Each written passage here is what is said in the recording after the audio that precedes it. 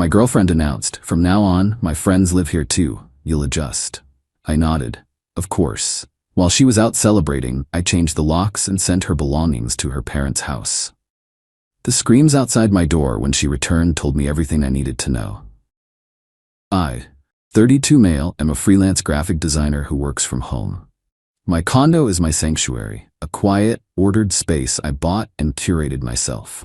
The centerpiece is a massive, custom-built terrarium, a self-sustaining miniature rainforest that took me 3 years to perfect. It's my pride and joy, the heart of my calm world. 18 months ago, I met Serafina, or Sarah. She's an aspiring life coach and micro-influencer, all curated authenticity and buzzwords. She was exciting and different, and 6 months ago I let her move in. That's when my sanctuary became her content studio. Her 2 best friends, Kaylin and Brielle, unemployed creatives, who orbited her like moons, were constantly over. They enabled her, amplified her entitlement, and viewed me as a utility. They called themselves the Tribe. The end came last Wednesday. I was finishing a project when the 3 of them cornered me in my workspace. Sarah had the look, the one that meant she'd made a grand decision and was about to bestow it upon me. "Leo, darling," she started while her friends smirked behind her. "The most amazing news. The universe has provided." I waited. "Kaylin and Brielle's landlord is a toxic entity, so they're leaving that space," she announced. And I realized this space, our space, it has so much room for their amazing energy too. A cold dread settled in my stomach. I knew what was coming next. She beamed a perfect influencer smile. "From now on, my friends live here too. We'll all be the Tribe, together in one home. You'll adjust." It wasn't a request, it was a decree. I looked at Kaylin, who was already sizing up my second monitor, and Brielle, who was touching my Monstera plant like she already owned it. They saw my home as a resource to be plundered. I wanted to scream, to list all the logical, adult reasons why this was insane. But I saw the trap. Any protest would be twisted. I'd be unsupportive, controlling, toxic. I would be the villain in her next tearful Instagram story. So I chose another path. I smiled. "Of course," I said, my voice perfectly even. "Whatever you need, Sarah. Welcome home, guys." The relief in the room was palpable. Sarah's performative anxiety melted into triumph. "I knew you'd understand. You're the best," she said, kissing me. "We have to celebrate our new home." Brielle squealed. Within 20 minutes, they were out the door, off to a cocktail bar to manifest their incredible future. The door clicked shut. In the sudden, profound silence, I felt a cold, surgical clarity. She said I'd adjust, and I would. The moment their car was gone, I began. This wasn't anger, it was a necessary amputation. I pulled out every suitcase and box we owned and methodically packed her entire existence. Her clothes were folded, her makeup collection was boxed, her self-help books and crystals were sealed away. I worked with a detached efficiency, erasing her from my space. In just over an hour, every trace of her was gone, contained in cardboard. My terrarium, however, I covered with a protective sheet. It was mine. It was staying. Next, I found a 24/7 courier service online that handled emergency relocations. I gave them her parents' address and one critical instruction. The delivery was to be COD for the full, expensive amount. The dispatcher chuckled and said he understood completely. While I waited, I called a 24-hour locksmith and scheduled a full, high-security lock replacement. The courier van arrived, and 2 men helped me load Sarah's life into it. As it drove away, I felt a weight lift. The digital purge came next. Her fingerprint on my phone, her Face ID on my tablet, her access to all my streaming accounts, deleted. I changed the Wi-Fi password and blocked her number, along with her friends. Communication would now be intentional, not assumed. The locksmith arrived and worked quickly, handing me a new set of keys that felt solid and real in my hand. "Nobody's getting through that without a battering ram," he grunted. The bill was steep, but the peace of mind was priceless. It was just after 1 a.m. I sat on my couch in the quiet, clean space. My home felt like mine again for the first time in months. I was making tea when I heard them arrive around 2:30 a.m., a wave of drunken laughter echoing down the hall. My heart began a slow, heavy drumbeat. I heard her key scrape in the lock, a pause, more scraping, frantic now. "What the?" "It's stuck," she slurred. More rattling, then a confused silence. "Leo?" she called out, her voice losing its edge of celebration. "Leo, open the door." This isn't funny. I stayed silent, listening. The pounding started, first hesitant, then a full-blown, enraged banging on my door. The screams that followed confirmed everything. She wasn't just locked out of a condo.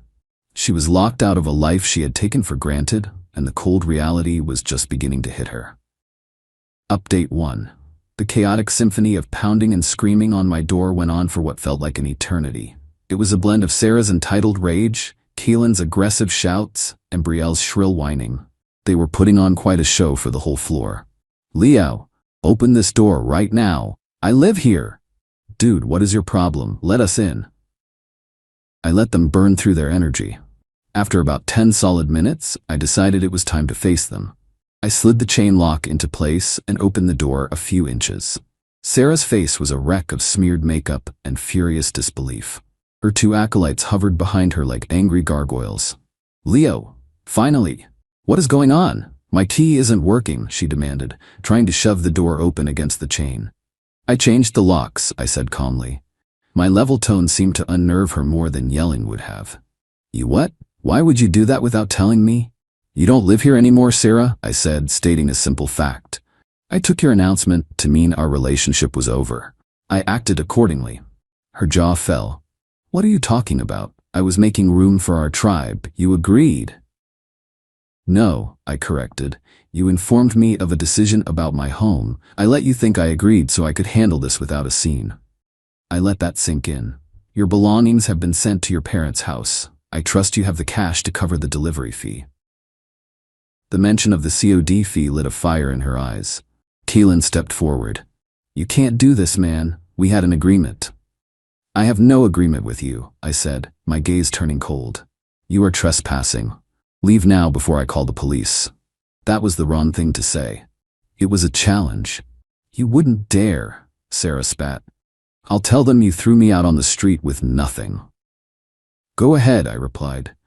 "Explain to the officers how you're the victim while trying to break into a home where you have no lease, your ID has a different address, and you're not on the mortgage." They didn't leave. The screaming match moved to the hallway.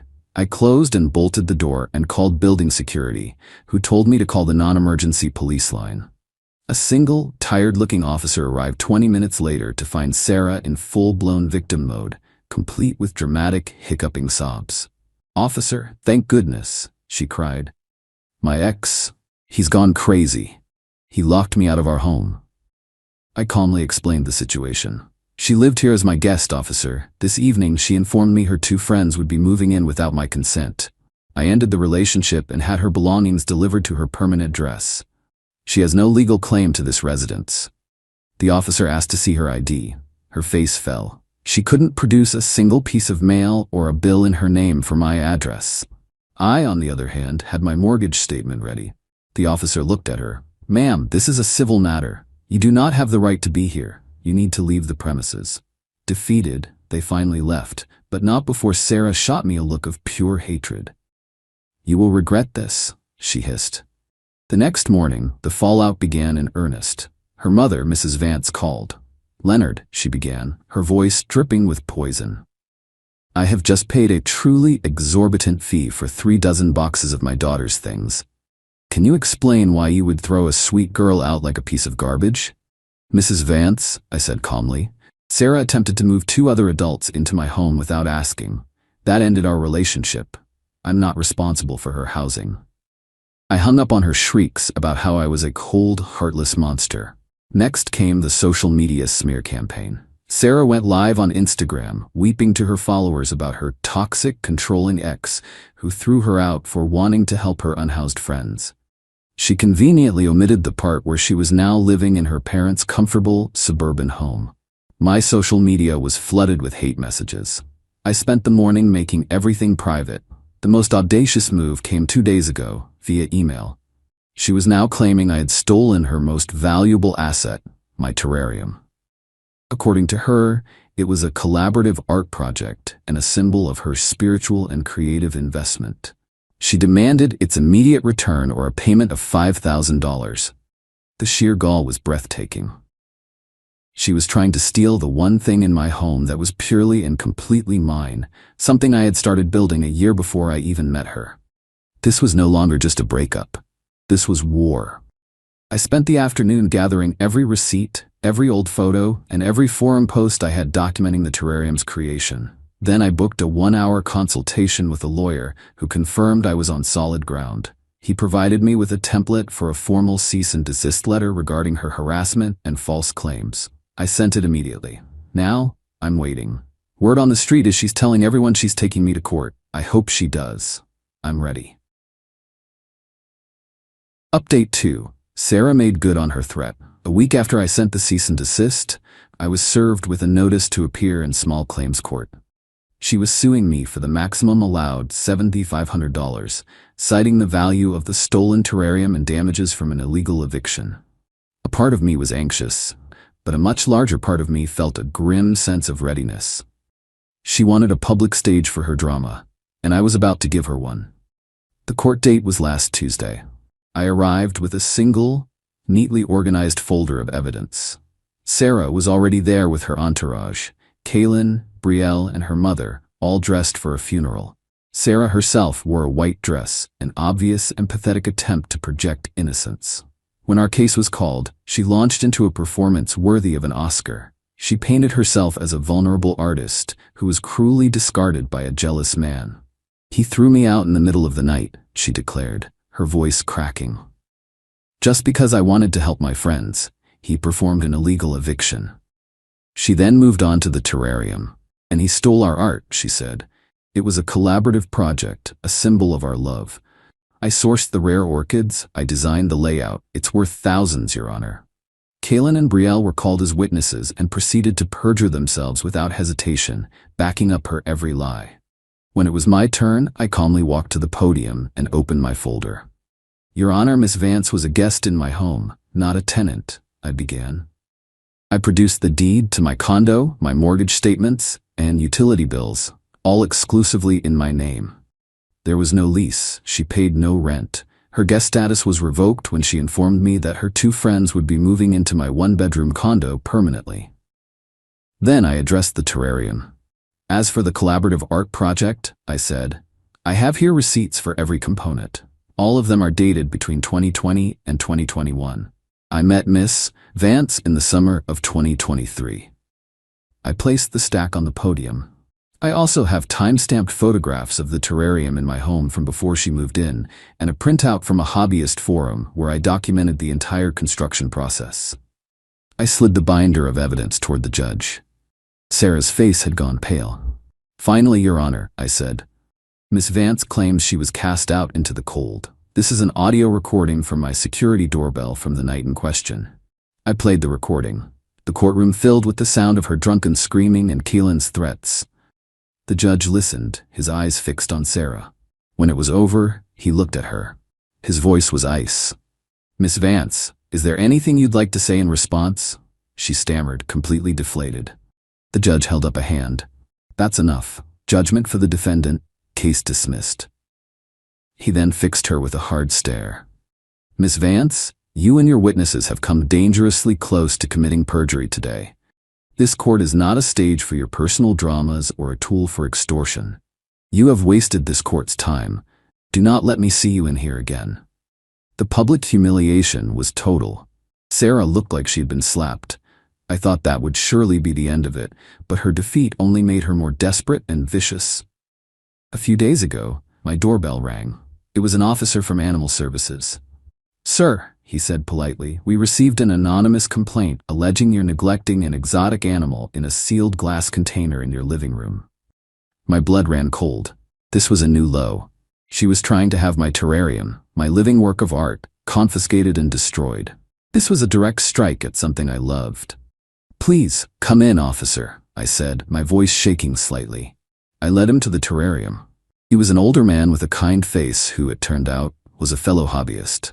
He immediately recognized it as a beautifully maintained, fully bioactive ecosystem. "There are no vertebrates in here, officer," I explained, "just isopods and springtails."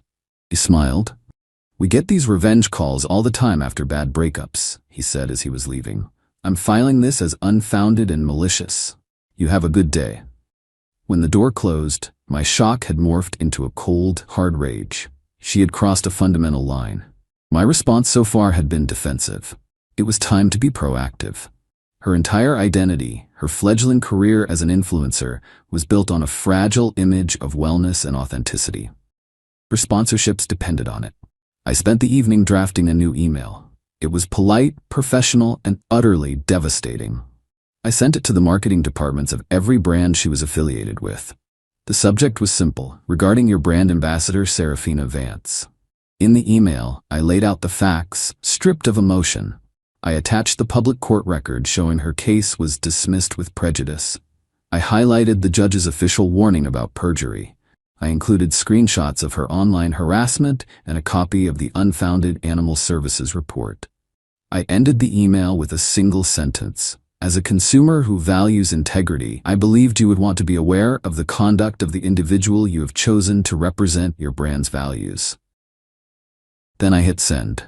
It was time for Sarah to learn that actions have consequences, not just in a courtroom, but in the world she cared about most. Final update. It's been 7 months since I changed the locks on my life. The storm has passed, and the resulting peace is better than I could have imagined. The emails I sent to Sarah's sponsors were a precision strike. In the world of influencer marketing, where brand safety is paramount, an ambassador publicly associated with perjury, harassment, and malicious lawsuits is toxic waste. The yoga mat company was the first to quietly scrub her from their website. The herbal tea brand terminated her affiliate code a day later. Within a week, every small sponsorship she had evaporated. There was no public firing, just a silent, digital erasure. Her tiny stream of income, the very thing that propped up her life coach fantasy, was gone. She tried to spin it, of course. She posted a rambling, tearful video from her childhood bedroom, talking about being the target of a coordinated misogynistic attack from a vindictive ex. But the narrative was wearing thin. The comments were no longer universally supportive.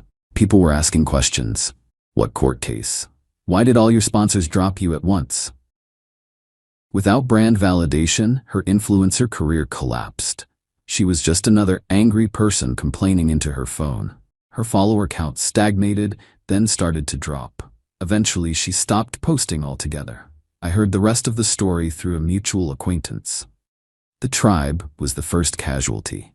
Kaylin and Brielle's dream of a creative commune died quickly under the harsh reality of living at Sarah's parents' house without me to fund their lifestyle.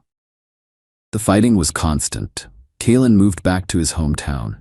Brielle is reportedly still trying to become a TikTok star.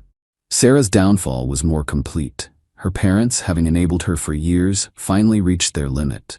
Being forced to pay for her belongings, being dragged into her public legal humiliation, and now having her back home as a jobless, bitter adult was the final straw.